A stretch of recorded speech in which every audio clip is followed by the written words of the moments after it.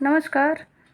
S Shri education के online channel में मैं शुभ्रा शिवांगी आप सभी व्यूवर्स का एक बार फिर से स्वागत करती हूं। आज का जो टॉपिक मैंने लिया है वो है नरम दल और गरम दल, यानी कि कांग्रेस का प्रथम विभाजन, सूरत विभाजन। तो नरम दल और गरम दल में भारतीय राष्ट्रीय कांग्रेस का विभाजन 1907 के सूरत अधिवेशन में हो गया था, जो कांग्रेस का 23वां वार्षिक अधिवेशन था। यहाँ अध्यक्ष के पद को लेकर उदारवादी और उग्रवादी विचारधारा के लोगों में मतभेद पैदा हो गया और उग्रपंथी यानी कि गरम दल के लोग जहां लाला लाजपत राय को अध्यक्ष बनाना चाहते थे, वहीं नरम दल के लोग रासबिहारी बोस को अध्यक्ष बनाना चाहते थे और अंततः रासबिहारी बोस को ही अध्यक्ष बनाया गया। और इसके पीछे का जो एक कारण था कि गरम दल में कम लोग शामिल थे और नरम दल के लोग अधिक थे। और इस सम्मेलन में जो कुछ पास करवाने का प्रस्ताव रखा गया था, जिसके को लेकर विवाद हुआ था, वो था स्वदेशी आंदोलन, विदेशी वस्तुओं का बहिष्कार यानी कि ब्रिटेन के बने हुए वस्तुओं का बहिष्कार करना, राष्ट्रीय शिक्षा यानी कि शिक्षा जो है अपने ही भाषा में होनी चाहिए, और स्वशासन के प्रयोग को लेकर विवाद गहरा गया और अंत में कांग्रेस दो भागों में बंट गया, नरम दल और गरम दल में। अब होता क्या है कि स्वदेशी आंदोलन और विदेशी वस्तुओं के बहिष्कार को बंगाल से बाहर प्रसार को लेकर कांग्रेस के गरम दल और नरम दल में बहस हो गई थी। गरम दल जहां स्वदेशी और बहिष्कार आंदोलन को बंगाल तक ही सीमित न रखकर उसे देश के अन्य हिस्सों तक पहुंचाना चाहते थे। उनका मानना था कि ये आंदोलन को हमें बृहद रूप में फैलाना होगा, तभी अंग्रेजों पर एक दबाव बनेगा, नहीं तो सिर्फ याचना करने से, प्रतिवेदन देने से कुछ नहीं होगा, या बंगाल तक ही इस आंदोलन को अगर सीमित रखा जाए तो ये सिर्फ एक क्षेत्रीय मुद्दा रह जाएगा जिसको अंग्रेज आसानी से दबा देंगे। इसलिए इसका हमको प्रचार प्रसार करना चाहिए और पूरे भारत में इसका होना चाहिए आंदोलन। लेकिन नरम दल वाले ऐसा नहीं चाहते थे और स्वदेशी आंदोलन के बाद दोनों गुटों में मतभेद हो गया और 1907 के सूरत अधिवेशन में कांग्रेस का विभाजन हो गया। अब ये विभाजन समाप्त कब होगा? लखनऊ जो अधिवेशन होगा कांग्रेस का 1916 का, जिसमें ये दोनों फिर से एक हो जाएंगे। अब होता क्या है कि 1907 में तो ये विभाजन हो जाता है, परंतु दिसंबर 1916 में इंडियन नेशनल कांग्रेस और मुस्लिम लीग ने एक ही समय अधिवेशन कहाँ आयोजित किया था? वो था लखनऊ में।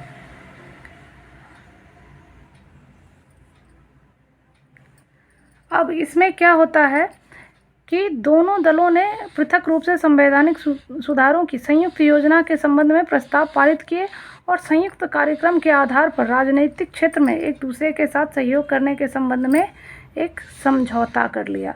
अब ये समझौता क्या कहलाता है? यही समझौता लखनऊ समझौता या कांग्रेस लीग योजना के नाम से भी प्रसिद्ध है। अंबिका चरण मजूमदार इस अधिवेशन के अध्यक्ष थे। अब कहा जाता है कि 1916 में मुस्लिम लीग और कांग्रेस के मध्य किसने समझौता करवाया? तो इसमें सबसे प्रमुख भूमिका जिसने निभाई वो थे बाल गंगाधर तिलक और दूसरे थे मोहम्मद अली जिन्ना।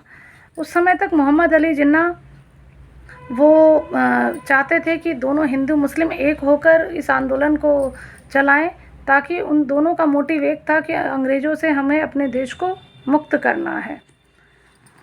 अब हम आते हैं वहीं नरमपंथी और गरमपंथियों के। तो इन दोनों के बीच का पुनर्मिलन का शिल्पी कौन था? किसने इन दोनों को एक कर दिया? गरमपंथी और नरमपंथियों को, गरम दल और नरम दल के नेताओं को एक किया। तो 1916 के लखनऊ अधिवेशन में नरमपंथी और गरमपंथियों को एक करने में एनी बेसेंट ने मुख्य भूमिका निभाई थी और दूसरे थे तिलक।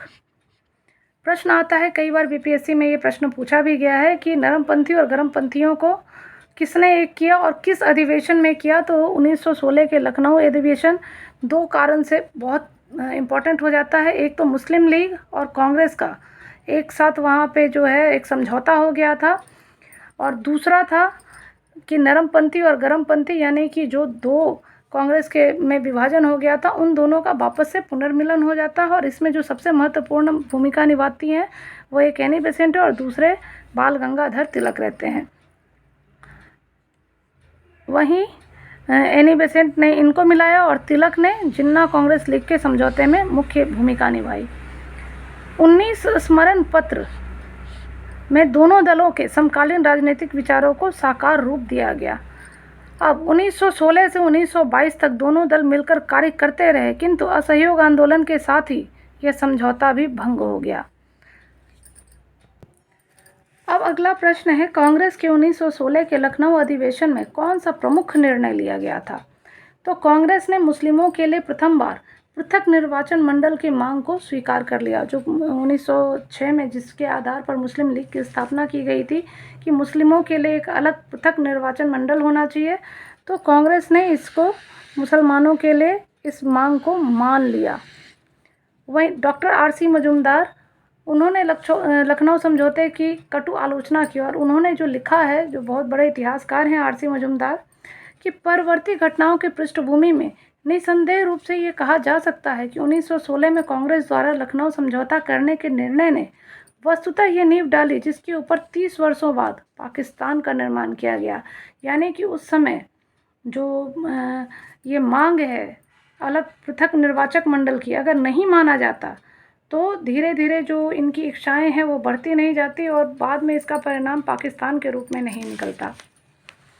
अब अगले प्रश्न की ओर आते हैं कि कांग्रेस के किस अधिवेशन में महात्मा गांधी को चंपारण के किसानों की समस्याओं से अवगत कराया गया था? तो ये भी कांग्रेस का 1916 का लखनऊ अधिवेशन ही था, जिसमें महात्मा गांधी से अपने बिहार के जो मोतिहारी के किसान नेता थे राजकुमार शुक्ल, उन्होंने मुलाकात की। उन्होंने गांधी जी को चंपारण के किसानों की समस्याओं से अवगत कराया और उनको कहा कि आप एक बार वहाँ चलिए और वहाँ चलकर उनकी स्थिति देखिए और उसके लिए कोई समाधान निकालिए।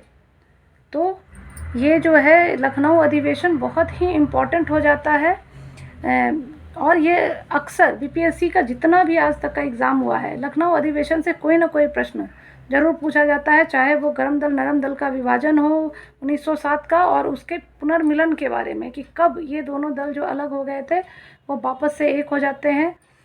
दूसरा कि लखनऊ समझौता जो मुस्लिम लीग और कांग्रेस के बीच हुआ वो कब हुआ, उसकी अध्यक्ष कौन थे? तो अंबिका चरण मजूमदार थे इसके अध्यक्ष। और महात्मा गांधी को कब चंपारण के विषय में राजकुमार शुक्ल बताते हैं। ये सब तरह का प्रश्न ज़रूर से आता है, तो ये जो है बहुत ही इम्पोर्टेंट हो जाता है। अब अगली चीज़ जो हम पढ़ेंगे वो है होम रूल लीग। तो है होम रूल लीग सर्वप्रथम किसने आरंभ किया था? तो ये एनी बेसेंट के द्वारा शुरू किया गया था। होम रूल आंदोलन की शुरुआत 2 जनवरी 1914 को साप्ताहिक समीक्षा पत्रिका कॉमनवेल्थ के प्रकाशन के साथ शुरू हुआ था और कॉमनवेल्थ पत्रिका को निकालती थी एनी बेसेंट। इस पत्रिका ने ब्रिटिश राजमंडल के अंतर्गत स्वशासन के उद्देश्य को ध्यान में रखते हुए धार्मिक स्वतंत्रता, राष्ट्रीय शिक्षा, सामाजिक एवं राजनीतिक सुधारों को अपना आधारभूत कार्यक्रम बनाया। बेशक एनी बेसेंट भारतीय नारी नहीं थी, भारत की नागरिक नहीं थी, लेकिन बावजूद इसके उन्होंने अपना कर्म क्षेत्र भारत को बनाया और भारत की आज़ादी में एक बहुत अहम रोल निभाया। अब होता क्या है कि इसी के तहत जो मुद्दा था उसके तहत होम रूल 2 अलग अलग होम रूल लीग बनाया गया और लेकिन दोनों लीग ही एक दूसरे के पूरक रहे, इसमें कहीं कोई विवाद नहीं था। 2 अलग अलग जरूर बनाया गया था, एक तिलक के द्वारा बनाया गया था, बाल गंगाधर तिलक के द्वारा, दूसरा एनी बेसेंट के द्वारा और सबसे पहले एनी बेसेंट के द्वारा ही बनाया गया था और दोनों ही एक दूसरे के पूरक थे। अब 28 अप्रैल 1916 को तिलक ने इंडियन होम रूल लीग की स्थापना की और उसके 5 माह के बाद 3 सितंबर 1916 में एनी बेसेंट ने होम रूल की स्थापना की। अब होता क्या, ये कॉन्सेप्ट होम रूल लीग का दिया हुआ था एनी बेसेंट का, शुरुआत में इन्होंने ही ये प्रतिवेदन रखा था, लेकिन पहले जो है 28 अप्रैल 1916 को ही तिलक ने इंडियन होम रूल लीग की स्थापना कर दी, जबकि 5 माह के बाद 3 सितंबर 1916 को एनी बेसेंट ने अपने होम रूल लीग की स्थापना की। अब तिलक का जो लीग था वो कहाँ सक्रिय थे? तो कर्नाटक, महाराष्ट्र और मध्य प्रांत और बड़ार जो महाराष्ट्र का वही क्षेत्र है, मध्य प्रदेश और बड़ा इसके महाराष्ट्र के बीच का, तो उनका शाखा बहुत छोटे क्षेत्रों में था और मात्र 6 शाखाएं ही उनकी थी और ये महाराष्ट्र, कर्नाटका और मध्य प्रदेश के आसपास के क्षेत्र तक ही सीमित रही। दोनों लोगों ने अपना विलय कभी नहीं किया क्योंकि एनी बेसेंट के शब्दों में उनके यानी कि तिलक के बारे में कह रही हैं कि कुछ समर्थक मुझे पसंद नहीं करते और मेरे कुछ समर्थक उन्हें नापसंद करते हैं। यानी इन दोनों का मोटिव एक था, लेकिन चूँकि दोनों के समर्थक दो अलग अलग तरीके के थे जो एक दूसरे को पसंद नहीं करते थे, इसके वजह से इन लोगों ने कभी भी अपने अपने लीग को एक नहीं किया। एनी बेसेंट ने कॉमनवेल्थ और न्यू इंडिया, वहीं तिलक ने मराठा और केसरी के माध्यम से अपने अपने लीग का प्रचार किया।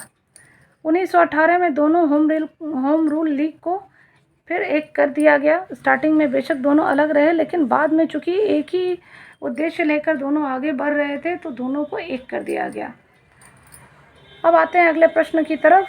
कौन फेबियन आंदोलन का प्रस्तावक था? फेबियन आंदोलन, ये भी थी एनी बेसेंट।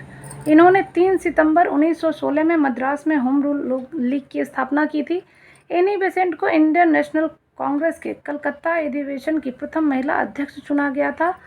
थियोसॉफिकल सोसाइटी की स्थापना 1875 में अमेरिका में मैडम ब्लावस्की और कर्नल ऑलकॉट ने की थी और एनी बेसेंट इनकी सदस्य बनी थी 1889 में, और यही प्रस्तावक भी रही फेबियन आंदोलन की। आज के वीडियो में हमने नरम दल और गरम दल में कांग्रेस के विभाजन को पढ़ा।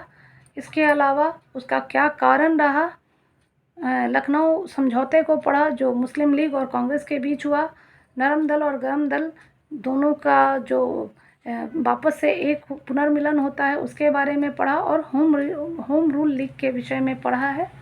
इससे संबंधित किसी भी तरह का प्रश्न अगर हो तो आप कमेंट बॉक्स में जाके कमेंट कर सकते हैं। अगर ये वीडियो अच्छा लगा हो तो प्लीज़ इसे लाइक करें, शेयर करें और सब्सक्राइब करें। जय हिंद।